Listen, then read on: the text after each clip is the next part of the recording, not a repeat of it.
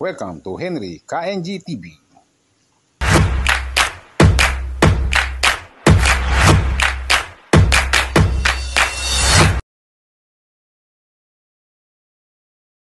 Ayan po, good afternoon po. Ngayon po hapon na.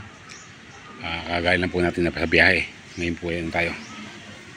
Papatabaan ko po itong aking mga bayabas, itong aking mga guwapol.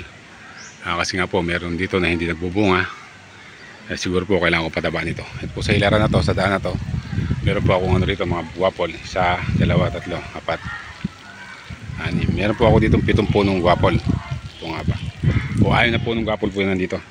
Ngayon po ipapatabaan ko sila. Bali bumili po ako ng ito nga po. Bumili po ako ng 14. Complete na po ito. Ilalagay ko lang po sa pagitan na sa mga gilid niya para po yan po masipsip nila yung pataba na ilalagay ko na 14. Complete po yung ilalagay ko sa kanila. Dapat po sana lulusawin ko to. Ang gagawin ko po sa irerekta ko na lang. Bali gagawin ko po dyan. Yan, ilalayo ko lang po sa gilid. Tapos i-chang ko sila ng pataba para malusaw. Ayan po. Kunti-kunti lang naman yan. Tulad yan. Tsaka gano'n. Okay na po yun. Tsaka ko lang po babasahin. Yan, para po masipsip ng ugat. Ito nga po yung ginagawa ko. Nag-iitsa po ako sa 3 sulok ng sa paligid nitong puno ng bayabas. Tapos po yan, pinapatubigan ko po sila para malusaw yung pataba. Po kasi dito, madalang yung or matagal lang di umuulan, kaya po ganito ito yung tuyo po yung mga puno ng bayabas. Kaya po siguro nagdadamot ang bunga. Kaya po yan, bumili po ako ng abono 14 nga para po abonohan sila, para po gumanda yung puno at saka siyempre para magbunga. Ayan po.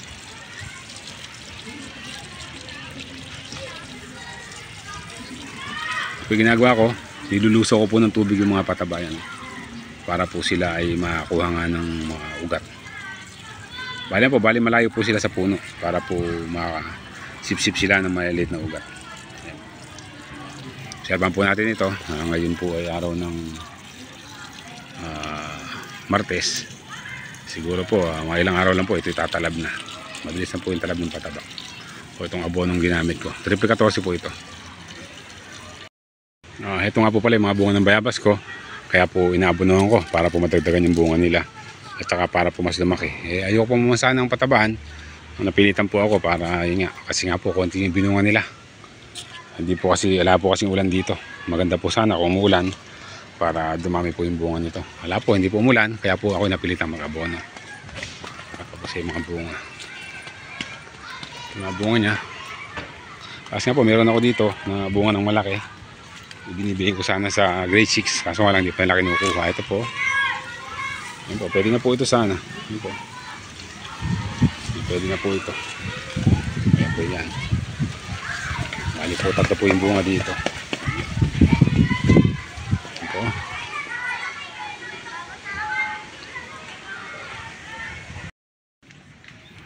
Ayan po.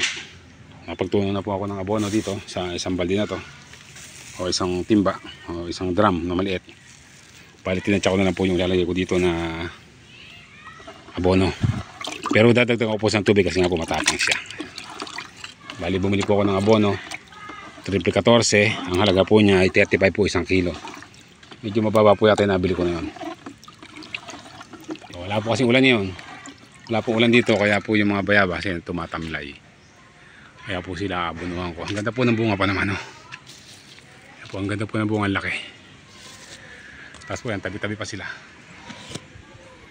Yan po may mga bunga. Sayang naman po. Ito po kasi po rito, bali 5 puno po yung abonohan ko dito. Kaya po ang gagawin ko, magdadagdag po ako ng tubig para po kumasya dito sa didrigin ko. Yan po. Bali nga po, ito po ay 35 pesos sa 1 kilo ng 14. Medyo mababa po yun.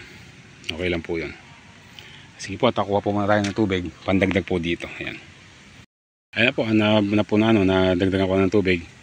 Kasi meron sira pa akong konti dito sa palanggana. Tapos po, nalusaw ko na rin itong mga pataba dito.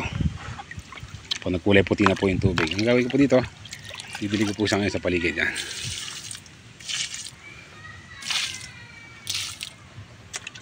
Bilig-bilig lang po. Ayan.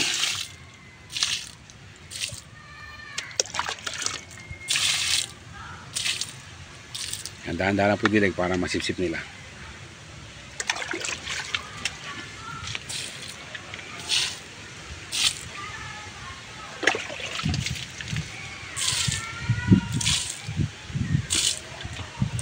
Sayang po kasi puno. Sayang yung bunga. Paano po kasi ngayon, palamig at patag-araw. Maski ito pong dragon fruit na to, sa isang araw po didilihin ko rin po sila. Kasi nga po kulang na ako sa oras. Ngayon po hapon na rin. Tapos po may natira po pong abono. Yan po ididilig ko sa aking mga dragon fruit na yan para po sila ay umusbong at magsanga ng madami.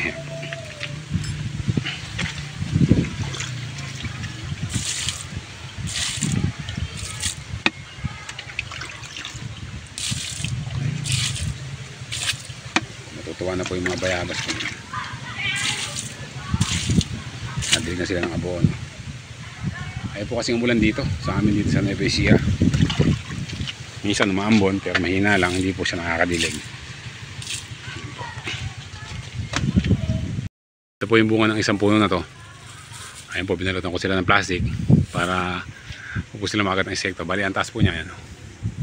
At minsan di ba pag wala akong ginagawa, sila po ay titrim ko doon para huwag po masyado mataas. Ayun po, didiligin ko na to. Bali 3 puno nila didiligin ko. Yan.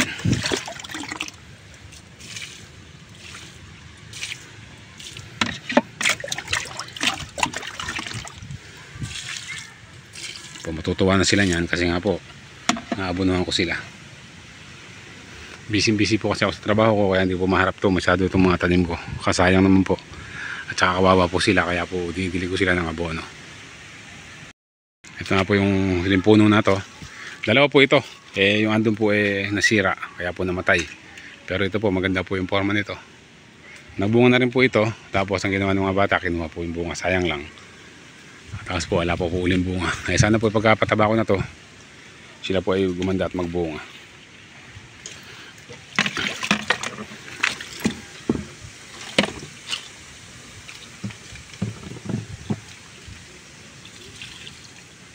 Ayan po, napataba na po natin.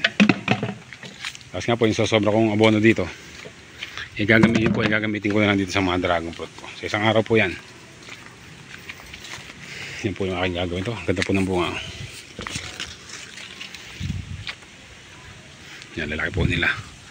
Mas gaganda po yung bunga nito ngayon kasi nga po ay naabunuhan ko pa. Yan, laki o. Ito po ay mga ilang araw pa to. Mga ilang araw pa po yan, pwede na po yan. Ang ganda. Ito nga po yung binawasan ko dati. Bali ito po ay 5 dati. Binawasan ko po ng 2 yan. O 3 po yata nabawas ko dyan kasi nga po yan ay madami. Binawasan ko po sila para wag